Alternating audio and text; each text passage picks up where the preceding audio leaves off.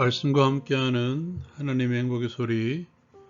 이 시간에는 데살로니가전서 4장 1절에서 12절의 말씀을 가지고 라운 큐티 시작하도록 하겠습니다. 바울 사도는 데살로니가 교회 성도들에게 그리스도인으로서 거룩한 삶을 살아가라고 권면합니다. 먼저 바울은 배운 대로 힘써 행하라고 권면합니다. 하나님을 기쁘시게 할 수 있는지 배운 대로 지금도 행하고 있으며 더욱 많이 힘쓰라고 권면하고 있습니다.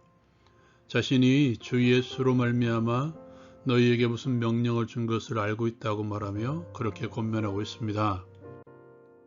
바울은 거룩한 삶을 강조합니다. 하나님의 뜻이 거기에 있음을 전하죠.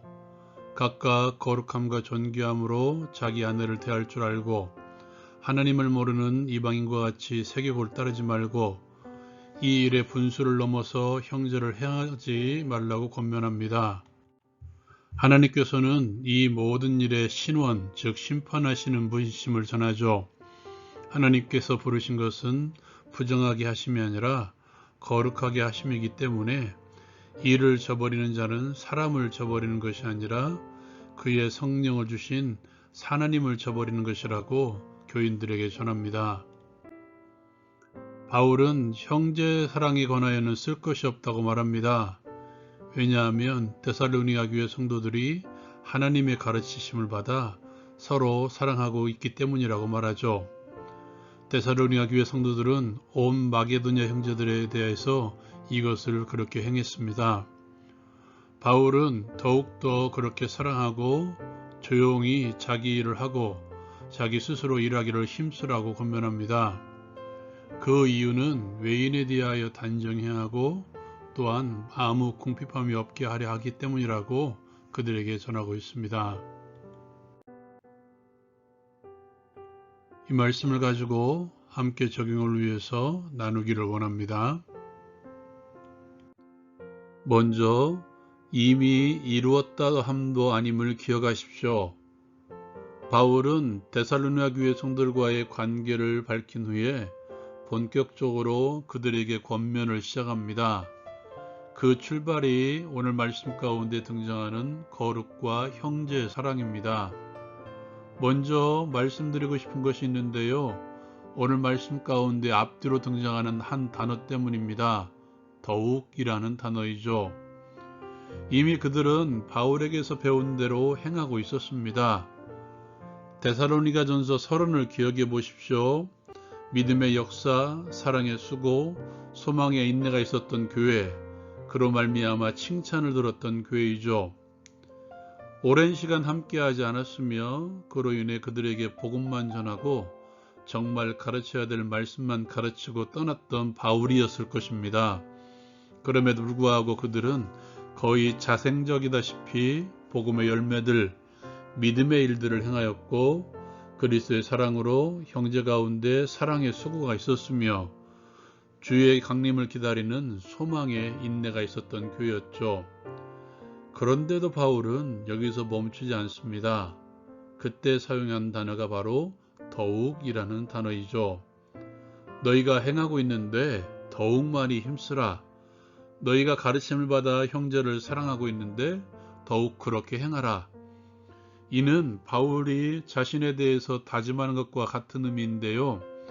내가 이미 얻었다 함도 아니요 온전히 이루었다 함도 아니라 오직 내가 그리스도 예수께 잡힌 바 된 그것을 잡으려고 달려가노라. 빌립보 교회에 주신 말씀이죠. 바울 사도와 같은 이가 자신도 아직 이루지 않았다고 말씀하고 있습니다. 여러분, 우리의 결승점은 아직 이르지 않았습니다. 조금 쉬었다 갈 수도 있을 것입니다. 그러나 데살로니가 교회에 제시된 것들, 믿음과 사랑과 소망은 사용하지 않으면 순간 녹이 슬고 말 것입니다. 잠시 멈춘 그 잠깐의 틈이 우리를 멀리 동떨어지게 할 것입니다.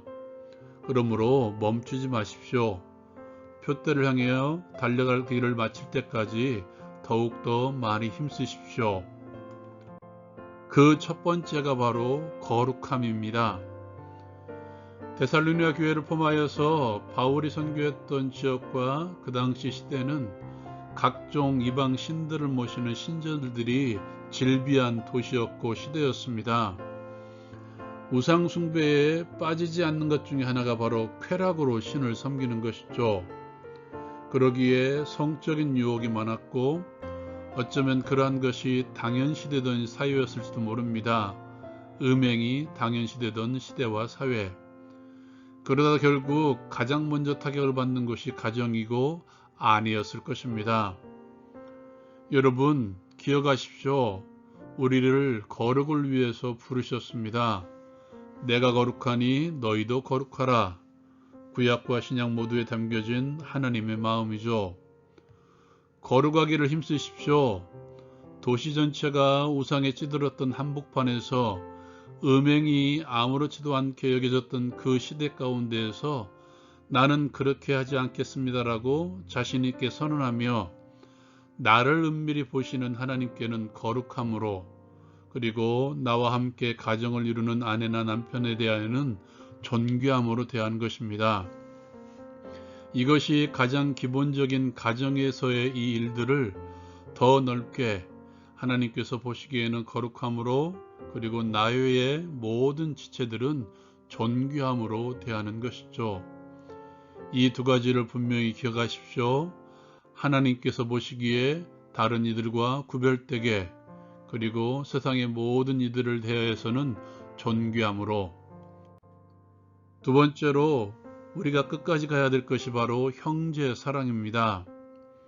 물론 데살로니가 교회는 형제 사랑에도 하나님의 가르침대로 행하였죠. 그럼에도 불구하고 바울 사도는 더욱더 형제 사랑을 하라고 권면하고 있습니다. 그리고 한 가지 일을 당부합니다. 조용히 자기 일을 하고 스스로의 손으로 일하기를 힘쓰라는 것이죠. 왜 이것을 바울 사도가 요청했을까? 이것입니다. 스스로의 삶은 스스로가 책임질 수 있도록 열심을 다해 일함으로써 지체들에게 짐이 되지 말라는 것입니다. 스스로 열심을 다해 일을 해서 자신의 삶을 책임지고, 그리고 남은 것으로서 다른 이들을 향해서 나누라는 것이죠.